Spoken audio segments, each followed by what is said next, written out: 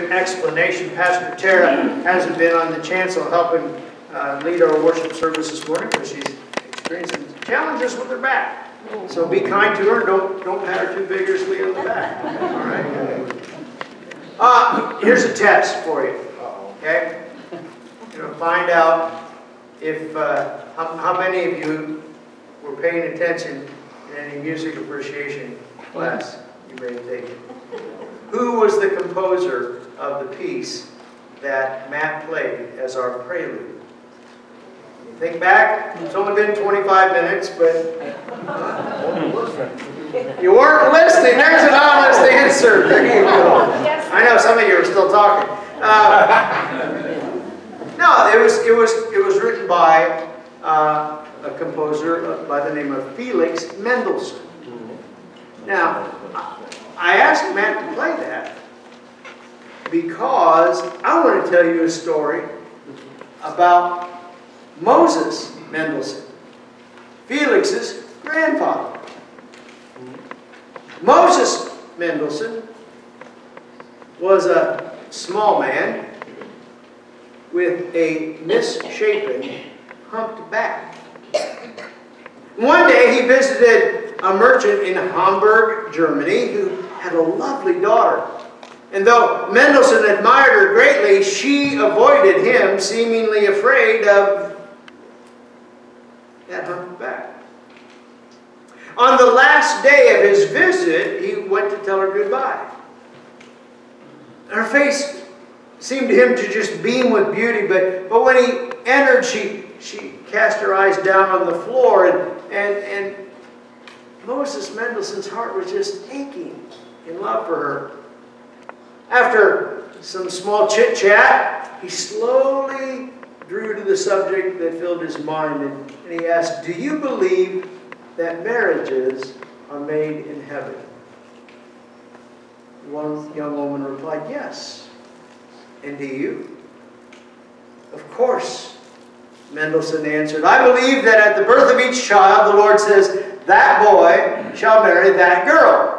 But in my case, the Lord also added, 'But alas, his wife will have a terrible hump.'" At that moment I called, "Oh Lord, that would be a tragedy for her. Please give me the humped back and let her be beautiful." And we're told that the young woman was so moved by these words that she reached for Moses Mendelssohn's hand and later became his loving and faithful wife. Where does love come from? Now some of you would say, it's easy. It comes from within. It's something that just happens naturally as we mature as human beings. Really? Are you certain? I mean, little babies are the most lovable creatures in this world, but that doesn't mean they're full of love and kind of spirit. I mean, don't let those innocent, toothless smiles fool you. If they were that kind and loving, they wouldn't wake you up at 4 in the morning demanding to be fed or changed. The truth is, babies are born totally self-centered. It doesn't mean they're bad. They're just simply totally helpless. In order to survive, they must make their needs known. And if you meet those needs, then the baby will probably grow to love you. But is that really love? We say that children have to be taught to hate. But isn't that true about love also? I mean, my working definition and illustration of the theological doctrine of original sin is a 2-year-old child throwing a temper tantrum. Nothing and no one else in the whole world matters to that child at that time. Think about how difficult it is to teach a child to share.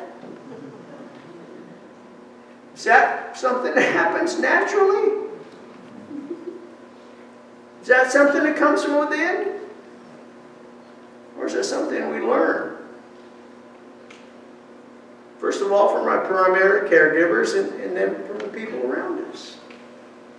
C.S. Lewis, the famed English scholar, great Christian author, wrote the Narnia Chronicles, great books for children, and then some amazing works for adults.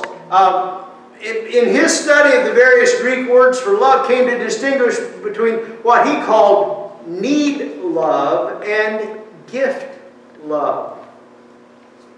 Now, need love, that should be pretty self-evident. It's the most common kind of love in our world. I love you because you meet my needs. It might be that my self-esteem is boosted when I'm with you, or it might simply be my need to be loved. And most of us have a need for companionship. Need love is always born out of emptiness. A person characterized by need love is always grasping to get things from others, things or values which he or she covets. Lewis contends that many times when we hear humans say to one another, I love you, what the really meaning is I need you, I want you, you have a value that I very much desire to make my own, no matter what the consequences may be to you. Now you contrast that, need love, with what Lewis called gift love. Instead of being born of emptiness or lack, this form of loving is born of fullness. The goal of gift love is to enrich and enhance the person whom we love rather than to extract some value from them. Gift love moves out to bless and to increase rather than to acquire or diminish. Gift love is more like a bountiful artesian well that continues to flow, overflow, than a vacuum or a black hole. Lewis said that's what God's love's all about. In other words, God's love is gift love. It's not need love, and that, of course, is the meaning of the Greek term agape, one of the Greek words for love used in the New Testament. So, love doesn't come from within, it comes from without, comes from above, unless and until, of course, God lives within us, as the Scriptures reminded us. So what does love look like? Well, let's return back to the story of Moses Mendelssohn, the small man with a large hump on his back. And remember that he told the woman who had become his wife, he says, I believe that at the birth of each child, the Lord says, that boy shall marry that girl. But in my case, the Lord added, but alas, his wife will have a terrible hump.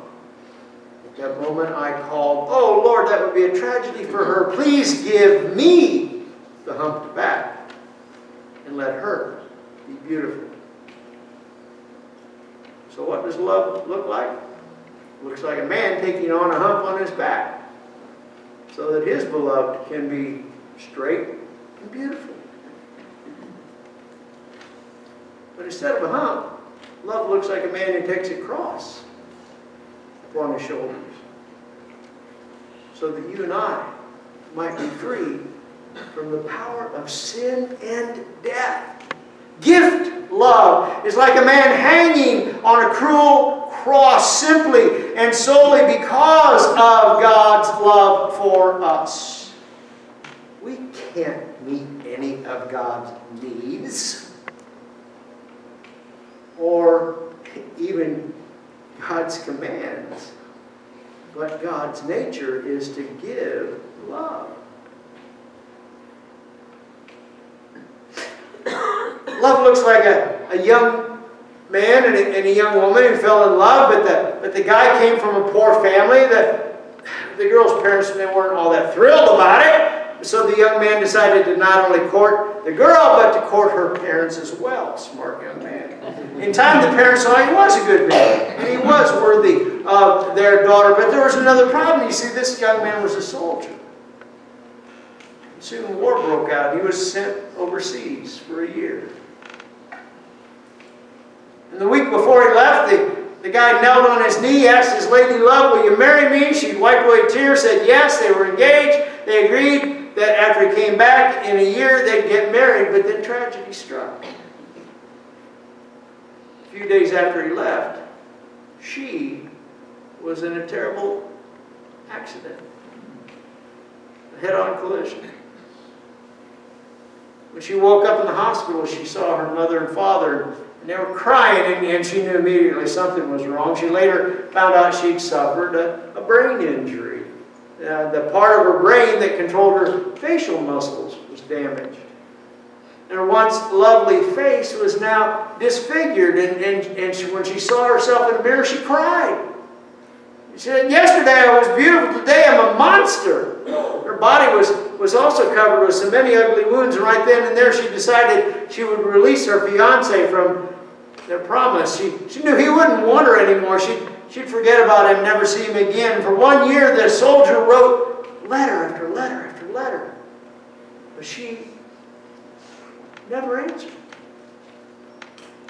He phoned her many times, but she wouldn't return the calls. After 1 year, the mother walked into her room and announced he's back. She said, "No, please don't tell him about me. Don't tell him I'm here." And the mother said, "He's getting married." He handed her a wedding invitation. Her heart sank. She still loved him, but she had to forget him.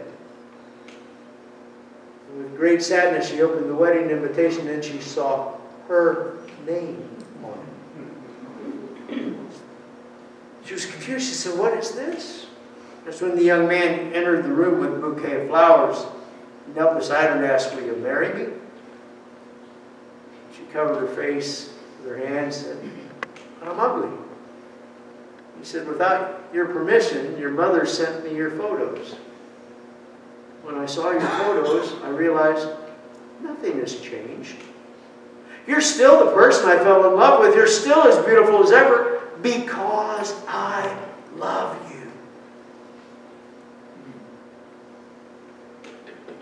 Where does love come from? It comes from God. We cannot make ourselves ugly enough that God will not love us, even though some of us try. What does love require from us? Well, Jesus answered that question in our gospel text. He says, "This is my commandment, love each other just as I have loved you. No one has greater love than to give up one's life for one's friends. You are my friends if you do what I command you.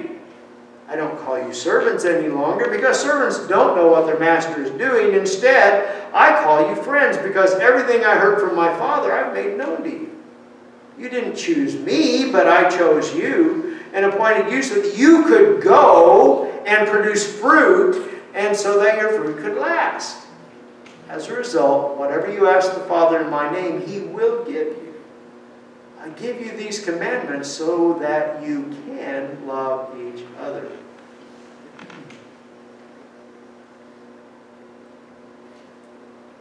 We don't often think of Jesus as issuing commands, but He sure does here, doesn't He? He says, love each other. We are to love others as He has loved us. Not with need love, but with gift love. Not because of anything they can do for us, but because of what Christ has done for us. And the world says, if you scratch my back, I'll scratch yours. Jesus says, do good for people who are incapable of doing anything good for you in return. That's gift love. That's the love of God.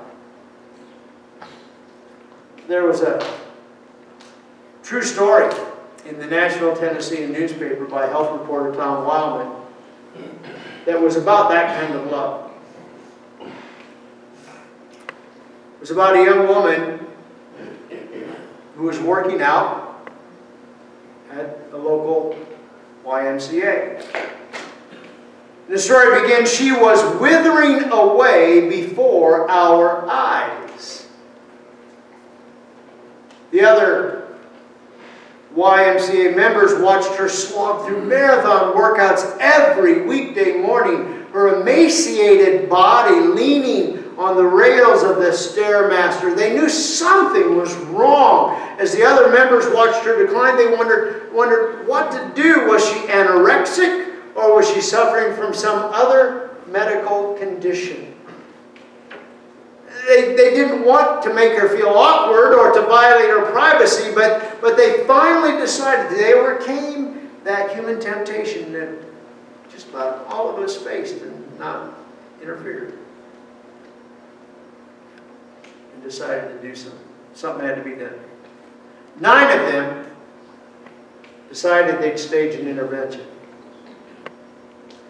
Though she had struggled with eating disorders since the age of 10, this young woman by the name of Lauren Lax didn't realize how sick she was.